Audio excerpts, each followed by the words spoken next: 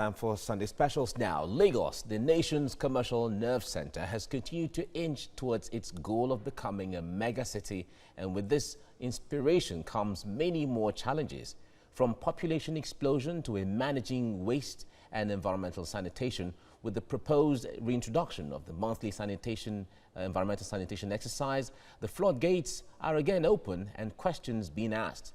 Is it constitutional? Whether it is or not, what can be done to make Lagos State cleaner? That's the focus of this special report by Adedoja Salam-Adeniyi. It's the last Saturday of the month, designated as Environmental Sanitation Day. Typically, this is what happens.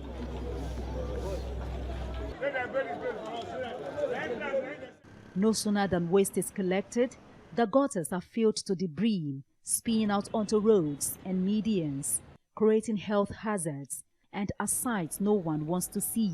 Now this exercise has been stopped. Is this reason enough for why Lagos is filthy and waste management scoring low marks? What went wrong? The major thing that went wrong was that there was a review of policy.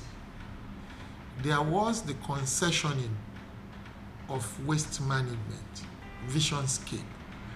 Now, I think the major policy somersault was the fact that visionscape began at scale. It took up with all the things and was to take all domestic waste. It became so humongous and overwhelming for the outfit. 8 bulldozers and 2 excavators on daily basis work at Olusegun because of the volume of waste that entered the site. Here was a site that was abandoned to an investor and was using just one bulldozer per day for years. And you have a built-up until the place blew up into fire, outbreak. And all the facilities, the recycling plants, the methane extraction plant, everything got blown off. Everything got wasted. All right, and people have to now travel kilometers to Ekpe or to go and dump. And that tailed back. That was why we have a waste mounting up on the street of Lagos. 35 years ago, Major General Muhammadu Buhari enacted the Environmental Sanitation Program. It formed part of the War Against Indiscipline campaign. But in 2015, this was challenged when a court ruled that restriction of movement during the sanitation exercise was unlawful. As the governor of Lagos State, I will discharge my duties faithfully. 4 years after, a new government is playing safe in consulting its citizens about the idea of reintroducing Environmental Sanitation Day. If we should bring about sanitation exercise, it is going to be Lagosians to decide if we want it. Residents are of divergent views. It's a desirable decision for us to go back to it so that people will set aside 1 or 2 hours of their time to actually keep the environment clean. The 3 hours is nothing compared with good health. I want it back. No, I don't want it. It's prevent people from going and all these agencies. They collect money, they say if nearly 7 o'clock they catch you. I know restriction of time that we are meant to be going out, yes, it's still there. But fine, if it's going to make Lagos cleaner and better, there's no problem.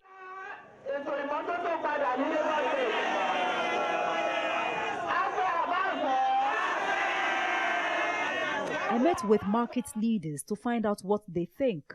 Packing of refuse, it's very paramount. It is, if you clean your environment and you leave the dirt out there on the road or by the roadside, it's as good as you not clean the environment at all. Ebolu Adegboruwa was the lawyer who challenged the state in court, citing Section 35 and 41 of the Nigeria Constitution, which translates to the right to personal liberty and freedom of movement. I'm paying. I have receipts of an amount I pay every month. So if the money is not enough, to Loma, every month. So I have already discharged the obligation. And whatever I have paid for, I cannot be doing it again. That's double jeopardy every month. And then you lock me up. I can't go and generate the money that will enable me, pay for the service again. We have sent messages and letters to His Excellency to intimate him that the policy he's dreaming of cannot work, cannot be implemented because of this extant judgment of the Federal High Court. So I guess if they want to do it, or they are bent on doing it, number one is that there has to be a law. There has to be a law. The House of Assembly of Lagos State is not competent to pass a law to restrain my movement. No, because we're talking about constitutional rights. The biggest law in Nigeria is the Constitution. Indiscriminate waste disposal, drainage obstructions, flooding and infrastructural degradation, water pollution, and diseases are what Governor Babajide Sanwo-Olu intends to curb. Hence his executive order, signed on his first day in office. No doubt a state of emergency has been declared on the environment.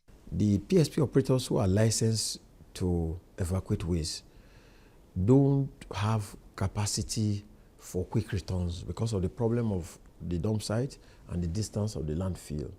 So you see that in most neighborhoods, they come once in a week. That's the maximum they can do. So that the remaining space of the 4 days of the week is taken over by cart pushers who come to you manually, collect the waste, and dump it in the gutter in the night. I won't deny the fact that the service level is very, very low right now. All right, it's not what we all anticipate. And that's the essence of being there, to make sure we push it back to where it ought to be. And I want to assure Lagosians that we'll get there very soon. There are 6 dump sites or landfills in Lagos State at Abule Egba, Badagry, Epe, Igondo, Ikorodu, and the biggest of them is this Olushosun with 100-acre dam. This site is one of the largest in Africa, receiving the large chunk of more than 10,000 tons of waste generated in Lagos daily. After the fire incident that happened here in March 2018, the waste-to-energy plant, plastic recycling plant, paper baling facility, among others, all went down in the inferno.